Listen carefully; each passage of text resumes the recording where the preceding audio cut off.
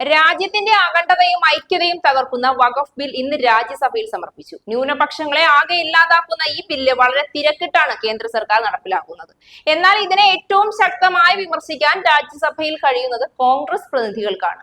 എന്നിട്ട് പോലും കോൺഗ്രസിന്റെ പ്രതിനിധിയായ ഏറ്റവും ശക്തമായി ബില്ലിനെ എതിർക്കാൻ അധികാരമുള്ള രാഹുൽ ഗാന്ധി ഈ സമയം അവിടെ നിന്ന് മാറി നിന്നു എന്നുള്ളത് നാണക്കേടാണ്. രാഹുൽ ഗാന്ധി വെറുമൊരു നേതാവ് മാത്രമല്ല, രാജ്യസഭയിൽ പ്രതിപക്ഷ നേതാവാണ്.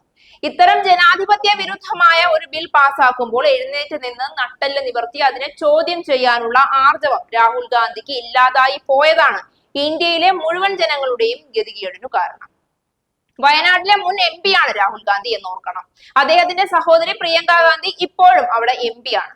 വയനാട് മുസ്ലിം ലീഗിന്റെ തട്ടകവുമാണ്. അവരുടെ പിന്തുണയോടുകൂടിയാണ് രണ്ടുപേരും അവിടെ അധികാരത്തിലേറിയിരിക്കുന്നത് എന്ന് ഓർക്കണം. എന്നിട്ടാണ് മുസ്ലിങ്ങൾ ഉൾപ്പെടുന്ന ന്യൂനപക്ഷത്തിനെതിരെ ഇത്തരം ഒരു ബില്ല് പാസാക്കുമ്പോൾ സഭയിൽ നിന്ന് മാറി നിന്നുകൊണ്ട് രാഹുൽ ഗാന്ധി അതിന് മൗന അനുവാദം നൽകുന്നത്. വയനാട്ടിലെ വോട്ടർമാരെ മറക്കില്ല, താൻ എപ്പോഴും അവരോടൊപ്പം ആയിരിക്കുമെന്ന് നാഴികയ്ക്ക് 40 വട്ടം പറയുന്ന രാഹുൽ ഗാന്ധിയാണ് ഇത്തരം ഒരു ക്രൂരത വയനാട്ടിലെ മുസ്ലിം മതവിഭാഗത്തിനോട് ഉൾപ്പെടെ ഇന്ത്യയിലെ മുഴുവൻ ന്യൂനപക്ഷങ്ങളോടും ചെയ്തിരിക്കുന്നത്. രാഹുൽ ഗാന്ധിക്ക് ഇപ്പോഴും കുട്ടിക്കളി മാറിയിട്ടില്ല എന്നൊക്കെ പറയാം. എന്നാൽ അതിനേക്കാളും പക്വതയും ബോധവും ഉണ്ട് എന്ന് കരുതിയിട്ടല്ലേ പ്രിയങ്ക ഗാന്ധിക്ക് രാഹുൽ ഗാന്ധിക്ക് നൽകിയതിനേക്കാൾ വോട്ടു നൽകി വയനാട്ടിലെ പാവപ്പെട്ട ജനങ്ങൾ വിജയിപ്പിച്ചത്. എന്നിട്ട് ആ ജനങ്ങളോട് പ്രിയങ്ക എന്തിന് ഈ ചതി ചെയ്തു? ഈ കഴിഞ്ഞ ദിവസവും വയനാട്ടിലെത്തി അവിടുത്തെ ജനങ്ങളോട് പാലും തേനും ഒഴുക്കി വർത്താനം പറഞ്ഞിട്ട് തിരികെ പോയത് കൊണ്ട് അവർക്ക് എന്താണ് കിട്ടിയത്? കേരളത്തിൽ വന്ന് കേരളത്തിലെ ക്ഷേത്രങ്ങളെല്ലാം കയറി ഇറങ്ങി പ്രാർത്ഥിച്ചപ്പോഴേ പറഞ്ഞതാണ് പ്രിയങ്ക ഗാന്ധിക്ക് BJP-യോടാണ് ചായ്വ് എന്നും. മുസ്ലിം ന്യൂനപക്ഷങ്ങളെ അടിച്ചമർത്താൻ BJP-ക്ക് പ്രിയങ്ക ഗാന്ധിയും രാഹുൽ ഗാന്ധിയും മൗന സമ്മതം നൽകി കൂട്ടുനിൽക്കുമെന്നും. പ്രിയങ്ക ഗാന്ധിയെയും രാഹുൽ ഗാന്ധിയെയും ഉൾപ്പെടെയുള്ളവരെ കേരളത്തിലെ ജനങ്ങളോട് നേരാവണ്ണം സംസാരിക്കാനുള്ള ഭാഷ പോലും അറിയാതിരുന്നിട്ടും മുസ്ലിം ലീഗ് മുൻകൈ എടുത്താണ് അവർക്ക് വേണ്ട ഭൂരിപക്ഷം നൽകി രാജ്യസഭയിൽ ഇരുത്തിയത്. എന്നിട്ടും അവർക്കെതിരെ ഇത്രയും വലിയൊരു അക്രമം BJP സർക്കാർ കാണിക്കാൻ തയ്യാറെടുക്കുമ്പോൾ അതിനെതിരെ ശബ്ദമുയർത്താൻ പോലും ഇരുവരും സഭയിൽ ഉണ്ടായിരുന്നില്ല എന്നത് കേരളത്തിലെ മുഴുവൻ കോൺഗ്രസ് നേതൃത്വത്തിനും മുസ്ലിം ലീഗിനും ഒരേപോലെ നാണക്കേടുണ്ടാക്കുന്ന വസ്തുതയാണ്. രാഹുൽ ഗാന്ധിക്കും പ്രിയങ്ക ഗാന്ധിക്കും ആരെയാണ് ഭയം? BJP നേതൃത്വത്തിനെയോ? ഉത്തരേന്ത്യയിൽ പോയാൽ BJP-ക്കെതിരെ നാവ് ഉയർത്താൻ രാഹുൽ ഗാന്ധിക്കും പ്രിയങ്ക ഗാന്ധിക്കും ഭയമാണ്.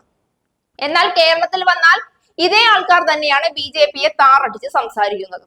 ഉത്തരേന്ത്യയിൽ BJP-യെ എതിർത്തു സംസാരിച്ചു കഴിഞ്ഞാൽ ഉണ്ടാകാവുന്ന പ്രത്യാഘാതങ്ങൾ എന്തൊക്കെയാണെന്ന് പ്രിയങ്കയ്ക്കും രാഹുലിനും നന്നായി അറിയാം. അവിടെയുള്ള ഹിന്ദുക്കളെ പ്രീതിപ്പെടുത്തി നിർത്തിയാൽ മാത്രമേ വിജയിക്കാൻ കഴിയൂ എന്നുള്ളൊരു തോന്നൽ രണ്ടാൾക്കുമുണ്ട്.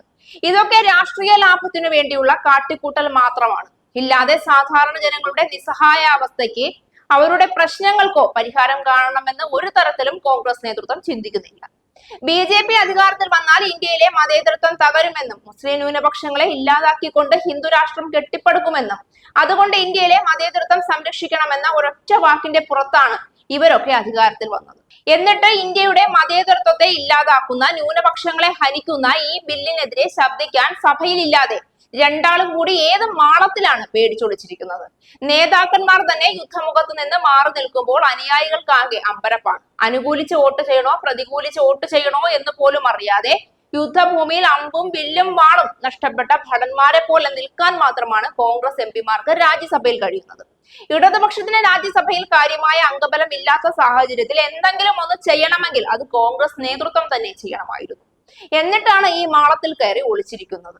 കേരള കോൺഗ്രസ് ജോസഫ് ഗ്രൂപ്പിന്റെ MP ഫ്രാൻസിസ് ജോർജ് പരസ്യമായി ഈ ബില്ലിനെ അനുകൂലിക്കണമെന്ന് പറഞ്ഞ ആളാണ്.